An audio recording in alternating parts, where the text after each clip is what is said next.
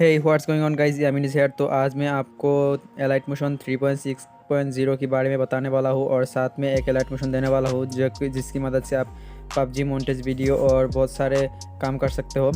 और मैं आप वीडियो टाइटल पर मोड प्रो या फिर जो कुछ रिक्वायरमेंट है वो नहीं बताऊंगा, अनलॉक ये सब नहीं बताऊंगा क्योंकि मेरा वीडियो पर प्रॉब्लम होती है। 18+ मेरा बहुत वीडियो 18+ कर दिया गया। तो ये क्यों कैसे हुआ भाई, ये मेरा बिल्कुल पता नहीं इसके बारे में। तो अभी मेरा टाइटल पर या ऐसा कुछ नहीं देखोगे। तो जो ही बताऊंगा मोड अनलॉक या प्रो मैं वीडियो के अंदर वॉइस ओवर से बताऊंगा। और मेरा जो लिंक है वो पिन कमेंट पर रहेगा, उस वहाँ से तुम लोग डाउनलोड कर लेना, ठीक है।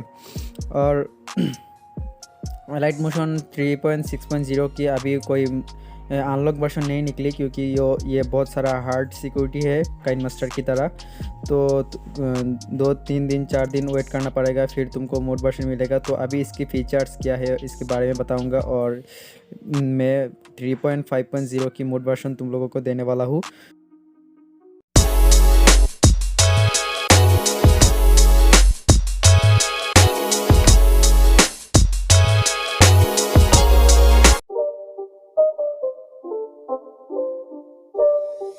It's not a game, it's a rich thing.